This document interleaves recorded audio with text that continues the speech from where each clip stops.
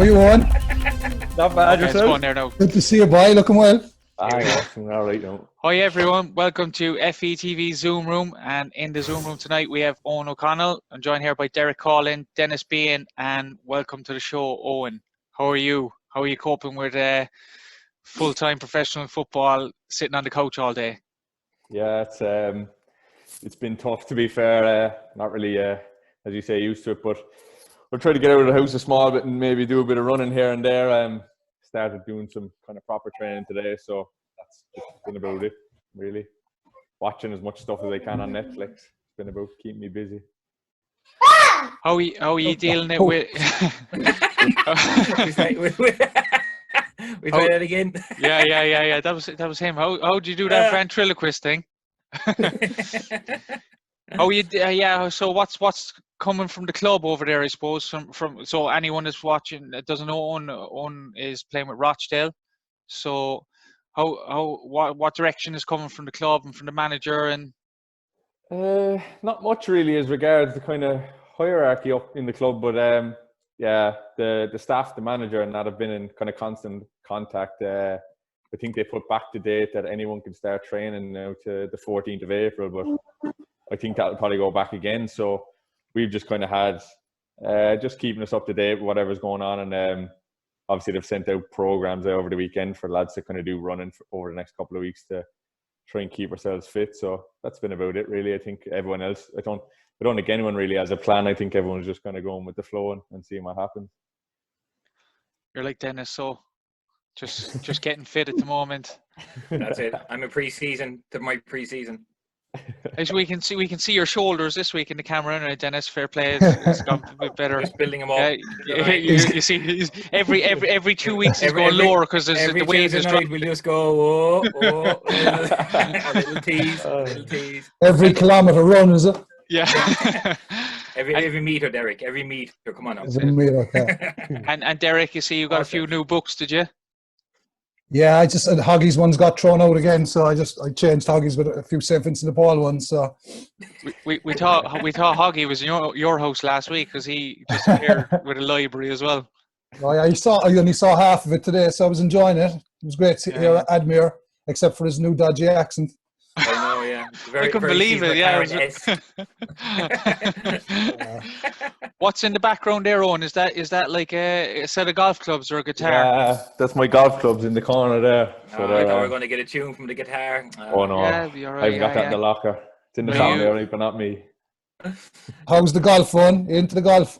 Yeah, I like the golf. Yeah, not very well. Like I play off 13, but I played a bit there the last couple of weeks when they were still open. But that was about it. Oh, he goes, I'm shocked they closed. Yeah, I was disappointed at that. I thought we might be able to keep the golf open. But of all the sports. And a candidate of the hurley grip? No. I was for a while there when I was younger, but he went to Celtic and he got the professional. He got the little thumb and the face. He was off. He went. He was happy out. Yeah. I'm still cack-handed. I couldn't get rid of it. You're a Joe Gamble, so you're a Joe Gamble. Joe's proper cack-handed. Is he? Yeah. Yeah, I don't. It's very hard to get rid of it after you playing hurling, isn't it? What do you play off, Derek, in golf? I got on to 5, Darren, so don't listen to any of this stuff saying that you'll never get to single figures as a cack-hander. So. Are you 5? Yeah. Yeah, I got. I'm up to 5.8 now. So. Oh yeah. I haven't played over a year. Yeah. I love the way Dennis, like Owen and Derek both said, like, oh yeah, I'm all right playing off 13 and 5, like, you know, like it was like I was watching it. Did you ever see the first dates on a whatever night it'd be on? And this fella came in, he thought he was great. He was off of 4, and this girl came in, and he didn't know that she was in a golfing academy in America. So he go, what are your interests? And she said, golf. Oh, great. Are you good? And he goes, yeah, like that. And she said, what are you off? And he said, 4. And she goes, oh, go away. He goes, yeah, do you like golf? Yeah, I do. Yeah, what are you off? 1. Scratch. 1. He was delighted with himself. He thought he was brilliant on 4, and she just wiped him with the floor with scratch. So, Owen, Give us a quick just detail about, like, anyone listening, I suppose, your kind of story, where you started in Cork, and from schoolboys to obviously playing with Celtic, which is a lot of people's dream as a footballer, especially Cork lads or Irish lads in general. Yeah, I started off with Corinthians in Cork. I played there until I was about 15. I played 1 year then with Avondale, and I went to Celtic from there. I think kind of all came about pretty quickly, to be fair. I was with the Emerging Talent, the FAI Emerging Talent setup.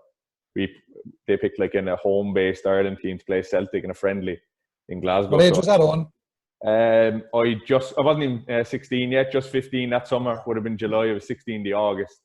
I played in that game over there. I think we won 2-1, and was just on the way home and got a phone call like a couple of days after I got home saying that they were kind of looking at signing me. So I was ready to go back to school. I was all set, and then kind of just spoke to my parents, and they kind of said like, might as well give it a try. So I went over initially on like a kind of a 3-month trial basis, and I just thought like I was going into transition year in school. I just thought I'd give it a go, and got offered a 3-year deal in the January, and then just went from there.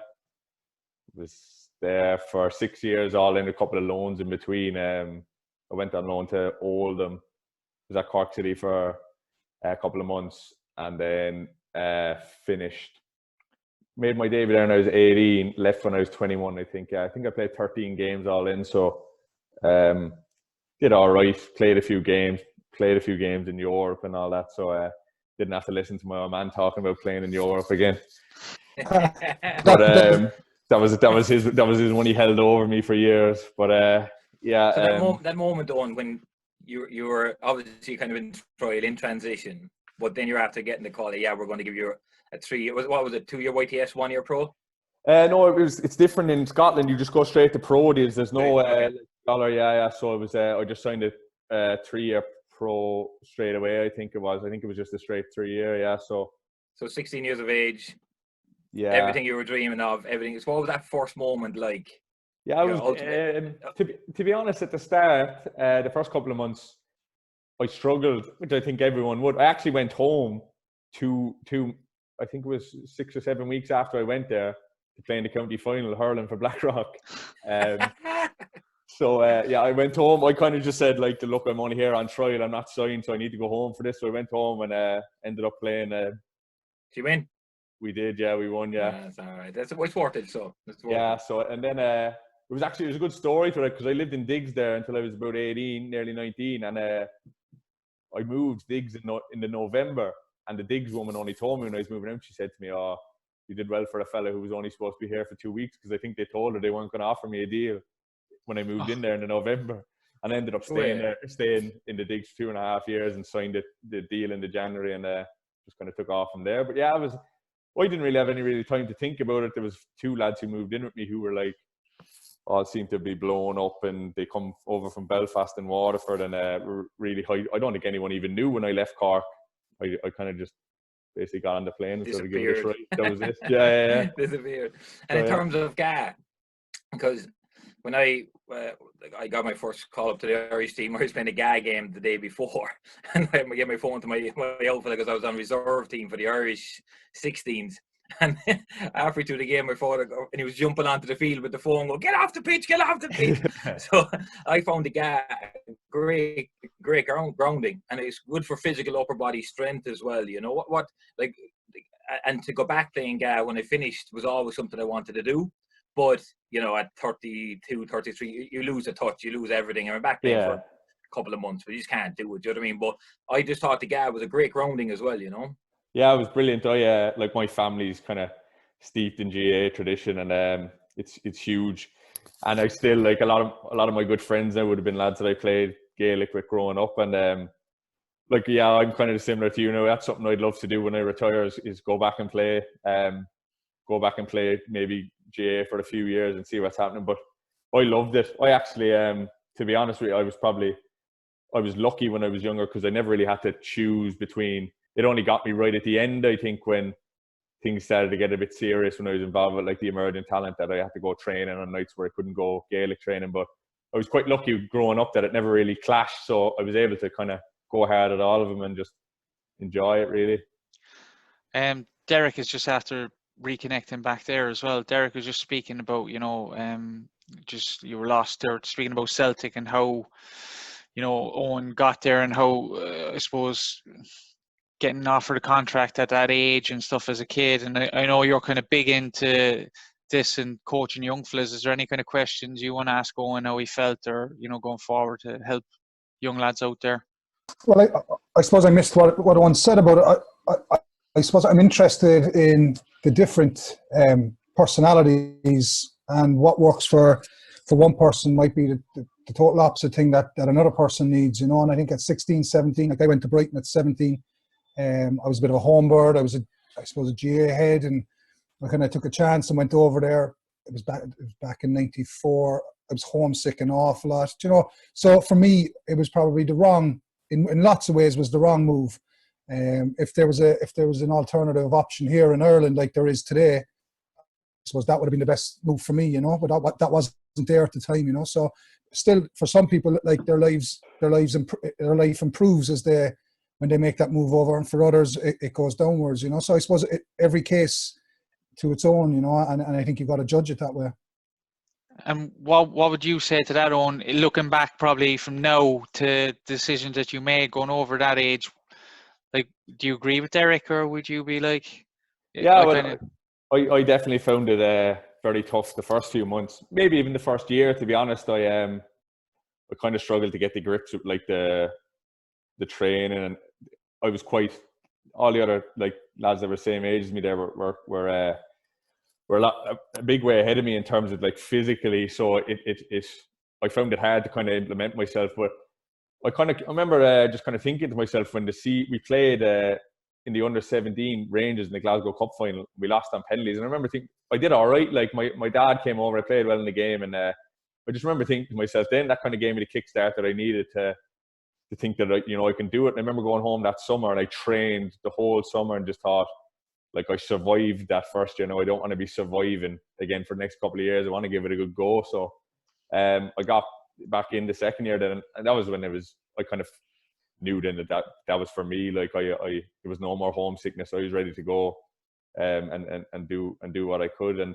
But then there's lads that I know, like you see Alan Brown went over to Preston quite late. He was the same age as me growing up, and I think there's positives for both ways. It is tough going over when you're young and homesick, because I think it's quite natural. But it just depends. Like you said, different cases work for different lads, and it just depends. It's all circumstances. Really, you need a bit of luck as well when you're that age, I think. Yeah, I just think it's great. It's great now, and I suppose that the options are here now. You can stay here in Ireland and go to college and learn your football here. There was no option for us. I think Curtis Fleming and maybe Paul McGrath, me and your dad's day were the only two really standout names that would have gone from the League of Ireland to play in England. So the change since those days is massive, and it's great that you have the two options now.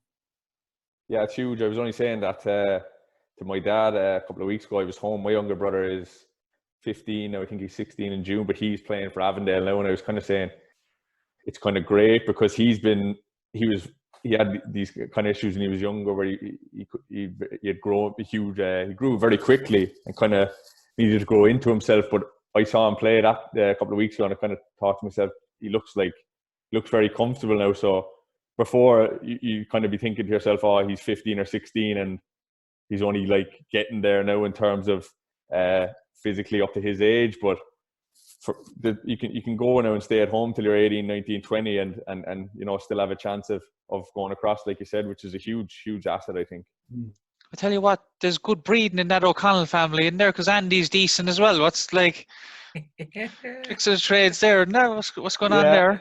Yeah, Andy wasn't bad either, to be fair. He's the younger brother's is playing centre half now as well, so the other two were strikers, my old man and Andy. So yeah, I think and he got back into the back three as well for Avondale every now and again. Yeah, and he used to play at the back near the end. Saying that he didn't stay long there. He was gone off on his own shots every night. He wouldn't stay back three long. He was an overlap. He was a bit like out of the the book, out of the Sheffield United book, overlapping full, and he's definitely in that mold, But you're all Love quite that. similar in your play. Like, you're all quite comfortable on the ball, composed. You know, you can tell you've got a good football brain. You know, I wonder. I haven't seen the younger brother play now yet, but is he like that as well, or? Yeah, he was. I said because I honestly I think that was the first time I've seen him play in years. There, when I was home a couple of weeks ago, and yeah, he was throwing a few cry turns at the edge of his own box and stuff. So Yeah. He's been watching me a bit too much. The Cruyff is bred into you. yeah. I think he's been watching me and the other fella a bit much. So we'll have to maybe get that out of him. But he's. So when you came back to Cork, then Owen, like, what was your mindset when you were coming back? Was it to go back over? Was it to give your all? Because you came back under Johnny, wasn't it, Johnny? Yeah. I was actually because what it was, I went on loan to Oldham in the end of the deadline, the summer deadline, and I'd already played for Celtic in the league, and then I played for Oldham, and ended up going back to Celtic in January, and I'd already played for those two, and it was kind of made clear that I wasn't going to be involved at Celtic for the rest of the season under the manager there at the time. So I was meant to go on loan to Sweden, and I think John Caulfield got wind of it and just kind of, he rang my dad and said, like, why don't he just come home instead? Because the overlapping season, I couldn't sign for the third club in England, but because the League of Ireland runs over the summer, I could go there. So as soon as he rang, I said, yeah, I'd love to do that, and got to kind of literally went straight in the office and just said, look, can we make this happen? And they did, and went over, and yeah, that was it really. I went over there to Cork, kind of thinking to myself, I didn't really know what I was thinking, to be honest. The manager at Celtic at the time I wasn't really getting on with him. I had a year left in my contract, so I wasn't sure what was going to happen. And he left, I think, then midway through my loan spell at Cork City. So I kind of thought to myself, then when that happened, right, well, I'll definitely go back and see what happens. But yeah, I ended up getting injured then, so I had to go back a bit earlier. But it was never of a case that I was going to stay at home. I think it just worked out really well for me to go back and get games and try and get back over. And then you linked up with another Cork man, did you? I did, yeah. He just to start this year, I had a loan at Walsall in between, and then I actually signed for Bury after that for a couple of years, and then linked up with BBM this year. So. And how is he? I played against him when he was at Bury, because he's Bury's all-time appearance holder or something. I think so. Yeah, he's near the top anyway. I think he's 2 years. He's been to more chairmans and changing the football pitches in Bury now than anybody, you know. Yeah. So yeah, he's brilliant, to be fair. Because actually, when I moved to Manchester first, he was at Rochdale, and Bury and Rochdale are obviously quite close. So we used to meet up quite a bit, and then it came to the summer where I was going to be leaving Bury, and yeah, he rang and we got it sorted straight away. So we're having great crack, in fairness. Yeah, he's loads of crack. He's well thought of over there, right? Like, isn't he? And I've seen some of the football that you're playing, so he's quite let's play coach, I can imagine. Oh, absolutely, yeah, superb. There's no, like, I think even from knowing him before I signed, I knew it was going to be the case that was the way we were going to play, and yeah, it suited me down to the ground. And honestly, he's brilliant. I can't speak highly enough of him. The lads at the club are huge fans of me. Even I think he's maybe converted John Caulfield a small bit to playing out from the back of it as well. So he comes and watch the games. He couldn't believe it. So there's never going to be any other way with Brian. That's just the way he always loved to play. Like I played with him from when I came back in '96. Brian was there, so we'd have been great buddies, and we would have known each other from growing up playing GA and the Cork under 13 teams. And when he used to be wearing his Brian Adams denim jacket, denim jeans, and white T-shirt, and girls, as his under 13s, and girls everywhere waiting from outside. You know, so I think he's after even getting better looking over the years. Yeah, I think so. Yeah, there's a few. One of the lads that I think played with him at Bury, he calls him Ben Affleck, so that's not a bad show, to be fair. Yeah, it's not bad. He nearly did an armchair most of the time when he played, didn't he? You know, he was just very composed on the ball, you know. So yeah. He never gave it away. He still joins in training now. I can't remember him giving the ball away. Like, he's unreal. Has he had a few sessions with your dad? Has your dad been over for games? Like, has he met up with him? Yeah. when he was last over, we played Newcastle in the FA Cup at home. He was over for that, and yeah, we go out for a bit of food and that after it and stuff. And yeah, bright always kind of bring me when the game was over. So we have a good crack and meet up after the games. So what makes him, like, obviously he's being a Cork lad and good mates, that's great. But why do they like him that much over him? Because of the side he plays, or just the way he carries himself, or what? Yeah, I think a bit of both. To be honest, he's kind of like, he's very modern in terms of his way he deals with players. He wouldn't kind of shouting and roaring. I think he was first team coach before he got the job, so he had quite a close relationship with a lot of the lads, and then he's just carried that over. And yeah, the way, even the training is spot on. My brother actually came over to stay with me for a few days. He was home from Australia for Christmas, so he came over for 4 days, and he came in to watch training, and he kind of came in and he said to me, "How good's BBM on the training pitch?" I said, "No, he's unreal. He takes a lot of the training himself, and if he's not joining in as well." And yeah, he's just hugely popular with all the lads now. They all, I think like the modern coach is there's a lot of them on the rise, but I think he's very highly rated over here, and I think rightly so. Can that be a bit of a challenge though as well? Being one of the lads, being a mate, and then when the SHIT hits the fan, where does he go then? Yeah, he tends to shout at me when that happens. He aims at one person. Yeah, I think I'm the one that gets the brunt of it. But yeah, I'm happy enough with that. I think we've had a few shouting matches on the pitch, but it's always all right after. I think that's the best way for it. Yeah, it's a good little trade. And to be fair, if you're going to have a pot of somebody who you kind of know that will take it on the chin and move on. Yeah. I think he's very clever in the way he works, and yeah, sometimes I have to take the brunt of it, but that's the way it is. But you can understand them. Half the other boys didn't understand the Cork accent. Yeah. And how do you find when you're playing at Rochdale now at the moment? Do you find you're happy? What age are you? 24. 25 in August, yeah. So young yet. Still so young, yeah. Yeah, you've huge opportunity ahead of you for like Republic of Ireland and everything, and just, I suppose, keep the head screwed on. And sometimes you see a lot of lads, go to bigger clubs and come down the leagues and stuff. And as you said, a rising coach, a rising team, you could be a rising player in that. So how do you feel at the moment in that Rochdale team? Yeah, I feel great.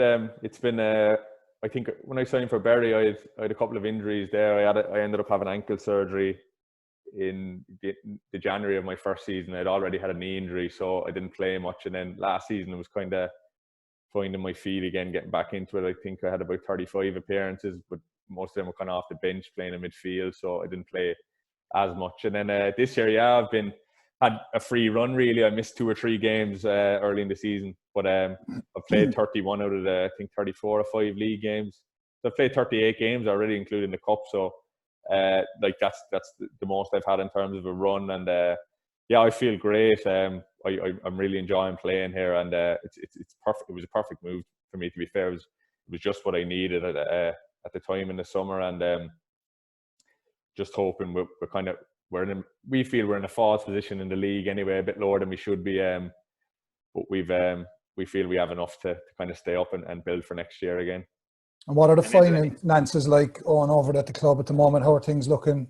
I think, in terms of budget, I think we're quite low in terms of the league, but the club seems very well run. We've heard nothing about, obviously, the finances in terms of, are we going to be asked to cut wages, because there's a few clubs being asked with the current situation. We've heard nothing yet.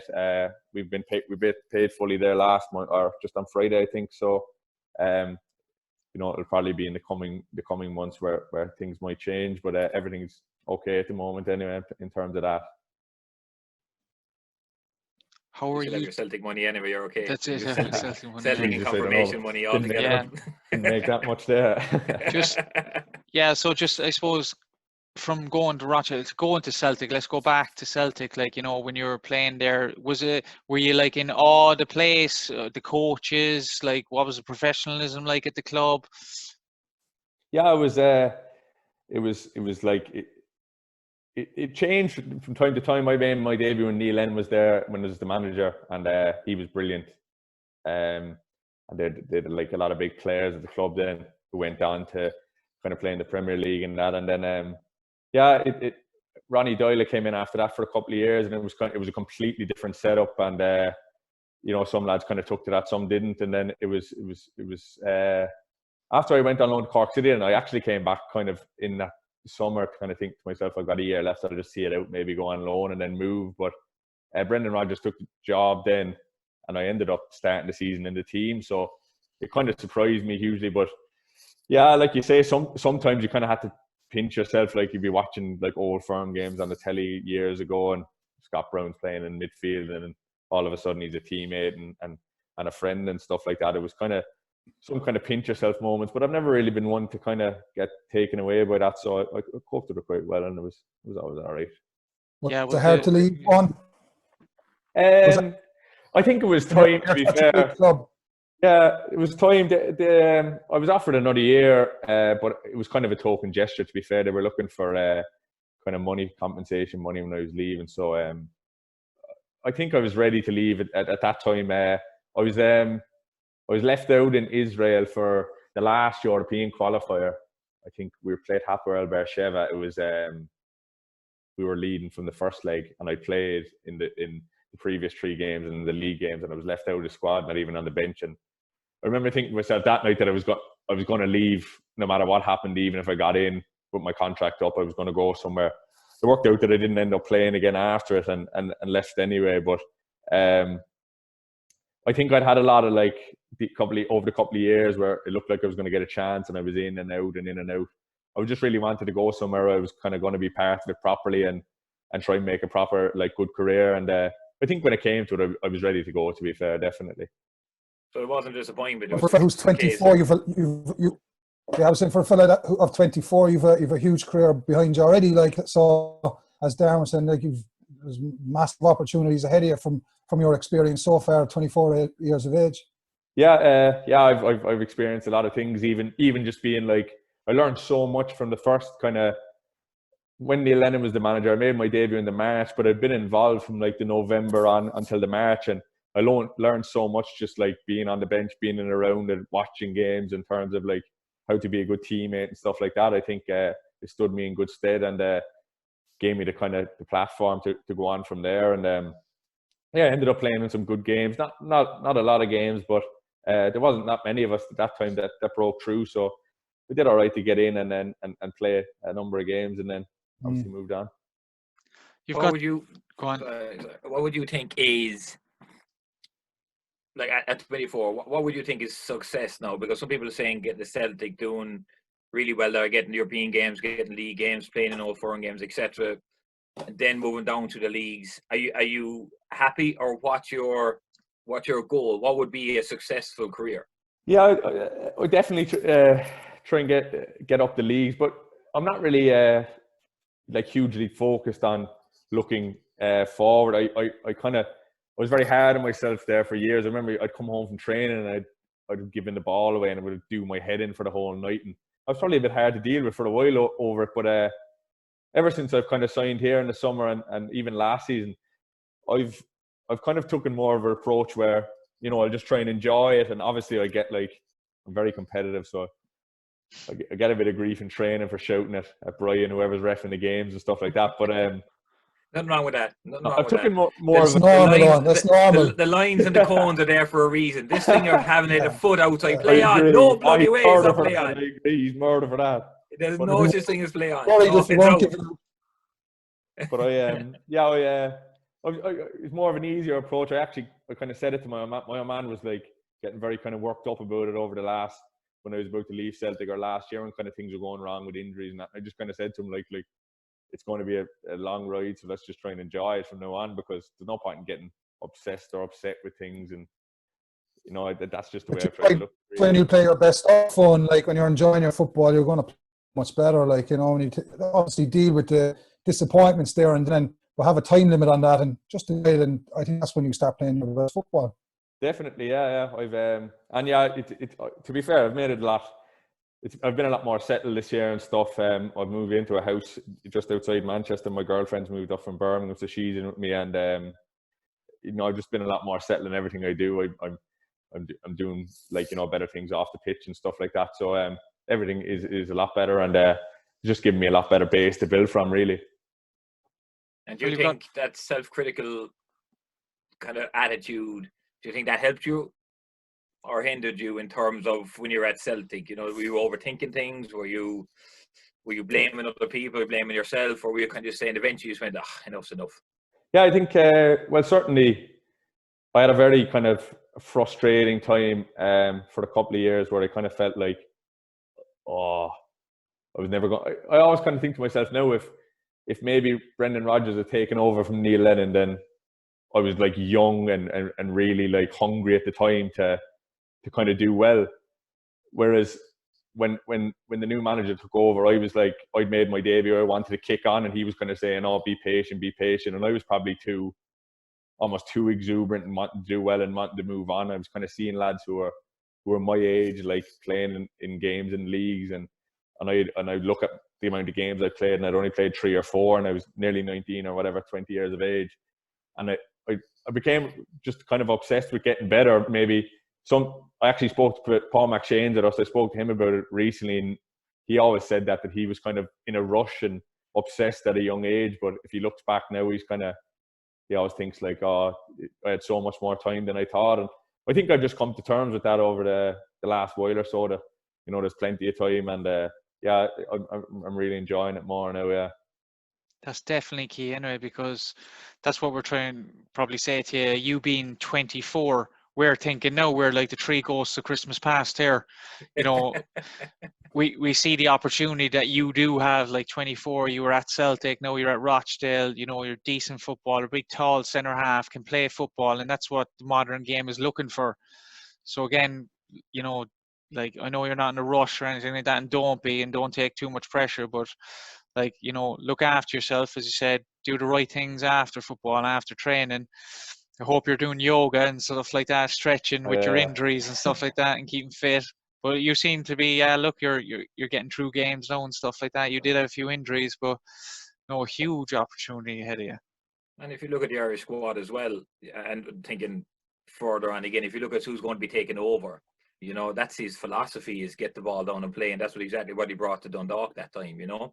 So like he that's the kind of player he's looking for. So who knows what paths will take you where, you know, and he's very open to looking at players at all league. Yeah, definitely. I obviously played against Dundalk when Stephen Kenny was the manager, so seeing the way he plays, and his style of football is superb, and it'll definitely, you know, I think it'll be great for a lot of young lads coming through to kind of see the philosophy he's going to implement. And there's a few great players in the other 21s that we've already seen. So I think it's exciting times, really, for the country as a whole.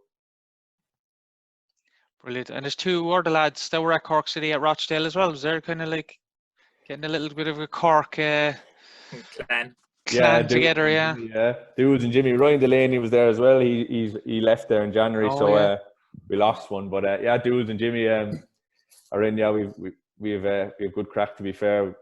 Jimmy likes the hurling the same as me, so we've had the hurleys in a couple of days and had a few pucks around the place. So fellas looking at us a bit mad, but yeah, we have good crack now, in fairness.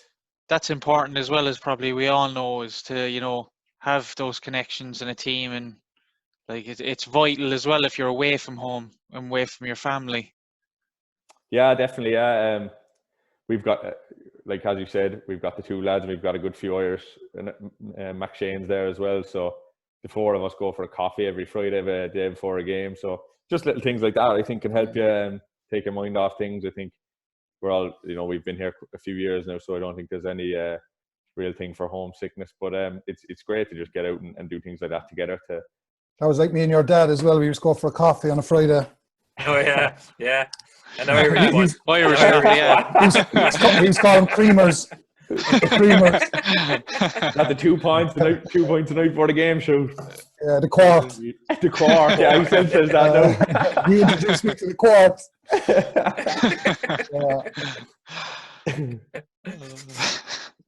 You can't be a good 1 or 2 before we go to a game. Every now and again is all right. You know, just to settle their nerves, depending on who you're playing. You know, you'd nearly have to have no Dennis playing, wouldn't you? One of the lads actually, one of my 2 of my friends were coming over a couple of weeks ago. One was flying from Cork, the other was flying from Dublin. So I went to get him from the airport. the missus drove. She was outside in the car, went in to get the first fella, and he's at the bar with 2 points. I said, "Who's that for?" "You." I said, "I'm playing in the morning." "Oh yeah, I forgot. I'll drink it." Yeah. when you get older, then or Owen, you get to the level where myself and Darren are. You have to have a drink before it's a prerequisite, or else you don't qualify. They actually breathalyze you before the game, and if you had that too, you can't play. They've actually had to move the cops from our games onto the street now to make sure people are in. They were breathalyzing us before our games all along. You can't get breathalyzed now with COVID, surely, can you? I don't know.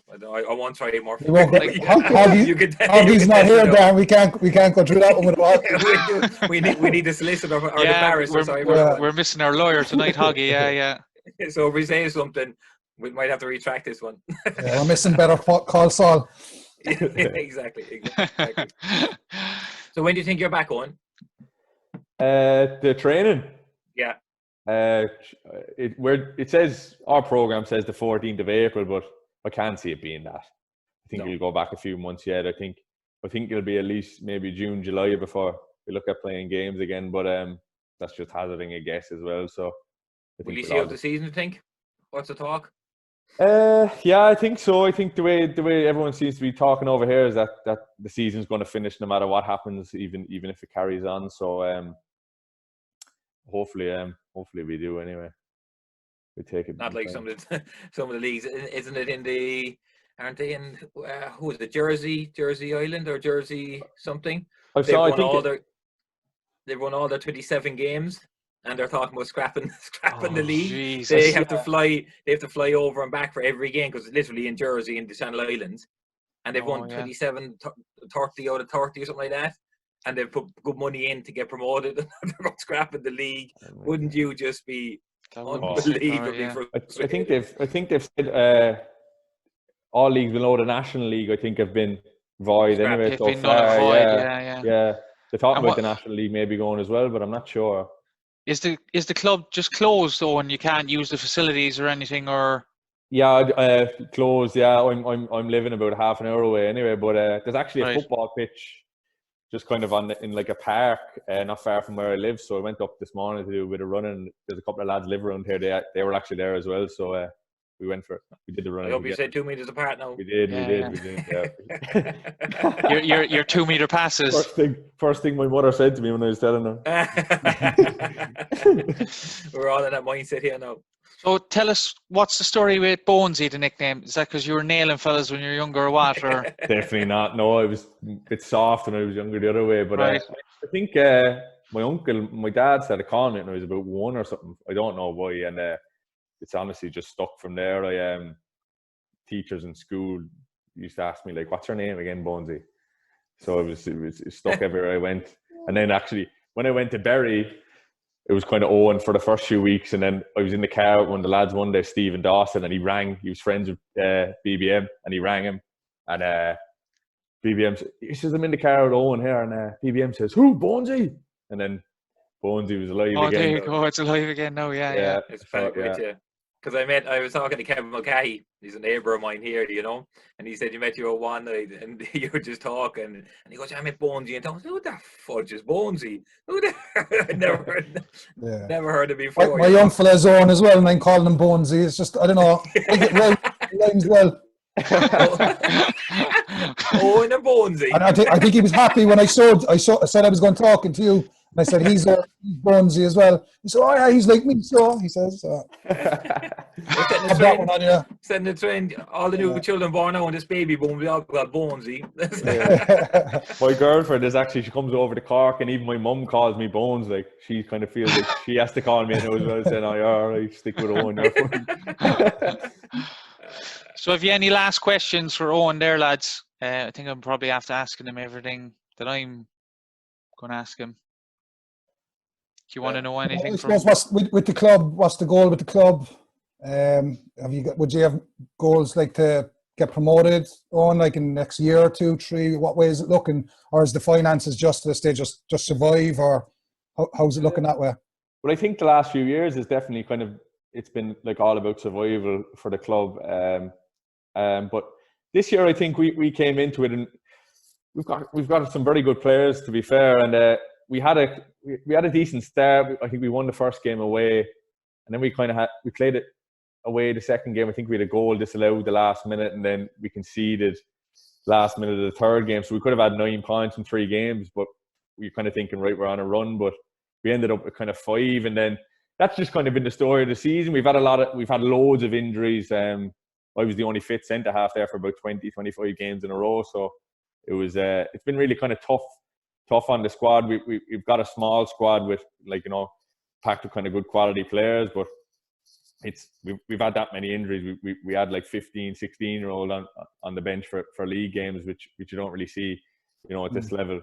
So I think if we can obviously get a few good results and get up the table before the end of the season, and then that'll give us a good base to try and push on for next season. Because I think definitely be the hope to get towards mid-table or the playoffs and see where we can go from there. Actually, did you play Crew Alexandra this year? No, they're in League 2. They're league below us. You never played? Yeah, I thought you might have met them in a cup or something, because the reason I say it is because I actually saw them playing. They're very, very similar to the way you play. Yeah, all football. So it'll be interesting to see if you met each other at all. Have you seen them or? No, I haven't seen him, but Bry said to me, he's on. He said you should watch Crew. They're unreal and all that. I've seen a few games, but we played against them last year, but when we were in League 2 last year. But it's mad with these leagues, because some teams are near the bottom one year, and then next year it changes and they're right up the top. So it's that's just the way it goes. That's what I've learned the last few years being here. So we'll hopefully kind of be an example of that next year. Crew, their underage setup is just different level, isn't it? They're just a conveyor belt of players coming out of there. It's just the academy of all academies, really, isn't it? And they're still packed. Yeah, I didn't last year. We played against them last year, and I remember thinking, like, they're a very good team, but they're kind of like on their way to being. And then this year, it's obviously it's come to fruition for them, and then they're right at the top of that league. So hopefully we might meet them next year. That's the best I've ever seen them anyway. And their manager, actually, Dave Artell, he was a centre half with Port Vale when I was there. But like he wasn't a particularly great footballer, or wasn't known as a footballer. He's known as a decent centre half. No BS centre half, one of those. But yeah, I couldn't believe when I saw them. They were so good. Like they were really good players. Just some of the stuff where they were doing in the warm up as well. I was looking at their warm up, and then it just transitioned into the game, and it was really good to see. I just saw a couple of clips and a bit of your style as well, and it's quite similar. It's interesting to see that, because there was none of that when I was playing in the leagues, or probably you, Dennis, as well, when you were over there. Or it was. They're funny leagues, aren't they? As you're saying, the teams go up and down. But not only that, you could be the most attractive team there. Peterborough, for example. Peterborough. Exeter were always a good side as well. They were always a decent football side. Yeah. Peterborough had the biggest or the dearest season ticket nearly up as far as the Premiership, because they were scoring 6-7 goals but conceding 8.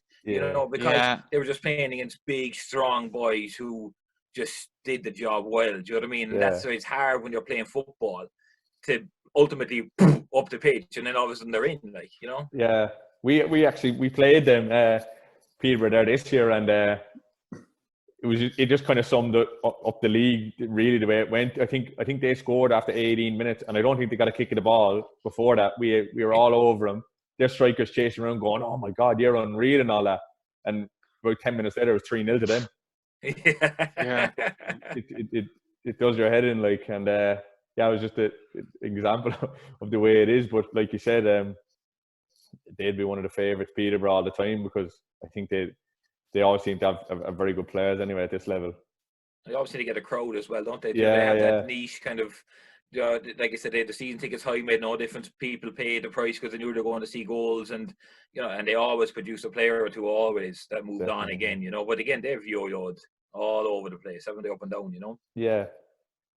It's a tough league to get out of, but it's definitely a good learning league as well, especially at 23, 24. You know, you can learn a lot of styles within a 2 or 3 year period there. You know how to play against a big fella, how to play against a nippy player, how to play against a number 10. So there's so many styles in that league for your development. It's a great league to be in.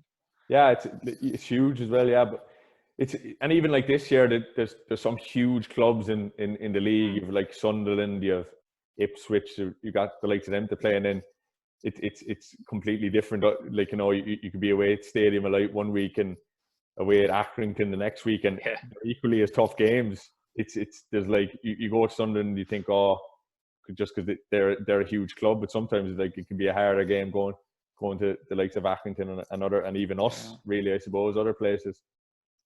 Yeah, it was weird. At Liverpool there, you had like Dagenham and Redbridge down to Plymouth, over to Exeter, up then, and you were playing Norwich on the way back up, and then you were playing who's the other big Leeds on the first season when you come back up, you know. So you're doing a loop and you kind of go, you know, and then all of a sudden you just hit Norwich, and Leeds on the way back up, and you just get tanked over there, you know. But the worst place I ever played was Millwall. I'll never forget it. Yeah, I played there. Yeah. Oh, it's unbelievable, you know. Absolutely unbelievable. There, yeah. I was a sub that day, and I went down for warm, and I went, I'm warm. Good luck. see you later. I'm back in again, you know. Yeah, I played you just got abused. And they haven't a clue who you are. They just want to abuse you. You know what I mean? Yeah. Walsall. I was on loan at Walsall, and we played Millwall at the day, and I remember we drew 0-0. And I remember thinking, to get the ball from a throw, and this fella's throwing stuff at you, and they don't even know. Crazy altogether. It's crazy. It's a proper crazy football league, fans. Yeah. Keep it up. And then you go off to a nice place, Southampton or somewhere like that. They're like, where the hell have these come from? They're only an hour down the road, you know. It's just a different world altogether, you know. Actually, Derek, I meant to ask you this, not offensive or anything, but you are older than us. But was there any really teams when you were playing that really liked to play football? That was their style, like, you know, in terms of today's football, like playing out from the back and stuff. And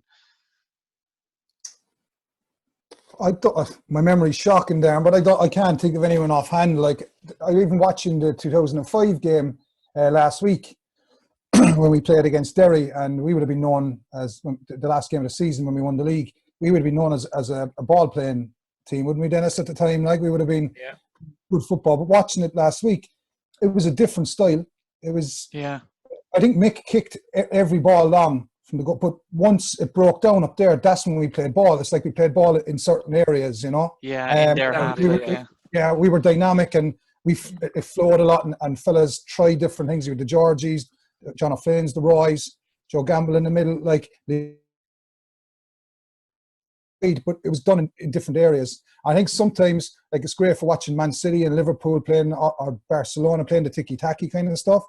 But sometimes, that's probably the 0.001% of football teams, you know. So I think that's great for the likes of them. But when it comes to, there's a right balance where you're dynamic, but yet you're going about it the right way, you know, and you're winning second balls and winning battles and then playing, you know. I think there's a balance there somewhere, you know. Yeah, and I think that was a transition at that time as well, wasn't it, really? Because we didn't grow up in the era where they're teaching now the fundamentals of playing out from the back, your first touch, look forward, play it into the midfield, second man runs, all that. We were taught defenders are defenders, and then attackers were attackers, you know, and midfielders just scrapped in between, you know. But as we kind of got you Fenny inside, Roy was dynamic, Cairns on one side, Johnny in behind, Georgie on the ball, you know. So you had a bit of, that team had a bit of everything with Fenny. They could just sit there and do nothing as he always did, but always did something, you know. Or unless you had runners in behind, and like, as we said, it was win the ball high up the pitch, get second balls, and then it was just boom. It was quick and fast because Johnny and Georgie had that, you know. Whereas if you look at the way you're playing, Owen, is completely get it from and 100% possession nearly to the finish, isn't it? Yeah, it is. Yeah, that would be our kind of plan for a lot of the games. I think we've sprung a surprise in a couple of teams this year where we didn't maybe play as much, and then they're expecting it. We actually played Rotherham at home in our last game there before it was all called off, and they were kind of running to kind of press, and we almost just played over them because they were so high, and we ended up winning 3-1, and it was a great win. It was probably not like the way we played all the time, but playing that way allowed us to be able to shock them by maybe going a bit longer and.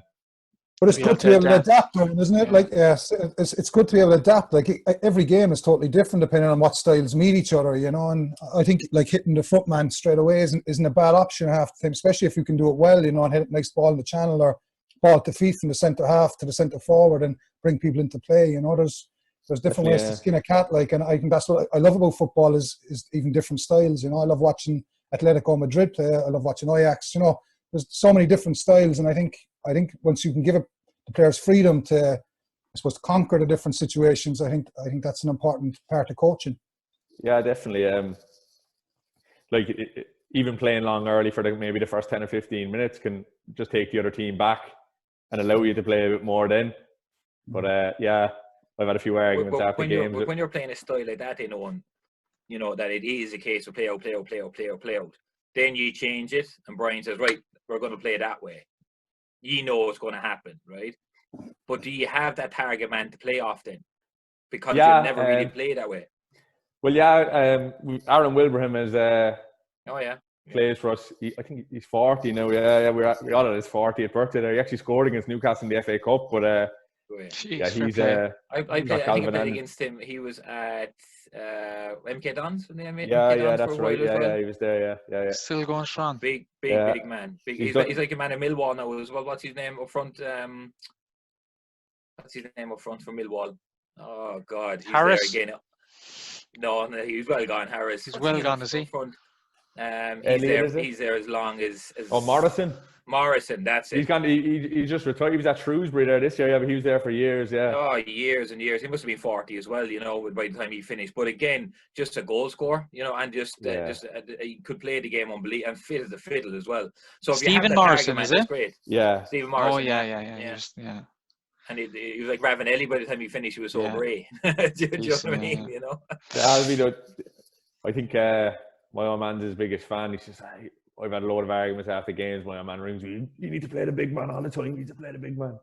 I think he was a big man. He always says, like, hit the big man. So I'll be listening he's probably right. He's probably right. Nothing wrong with that, especially in that league anyway. You know, sometimes you have to hit the big man and just play off him. And but having you up front, Dennis, was a great option. Like, you know, to get the ball to you, hold it up and bring fellas in, you know. So, well, 1 in 10 was good, Derek, yeah. 1 in 10, we take that, Dennis. So look, Owen, thanks for coming on. I really enjoyed it. Hope isolation, you don't go too crazy over the next couple of weeks, but look after yourself and remember, 3 goals to Christmas past here, telling you you're only 24. We want to see you in an Irish jersey now in a year or two. Definitely. And I'm sure we will. You have the talent anyway for it. Look after the body and the breeding. Don't forget the breeding. The breeding. Pass on a few more Irish young fellas. But good to hear from you anyway. Go on, see you, bye. Very much. See you later. Thanks, lad. Take care, bye. Bye.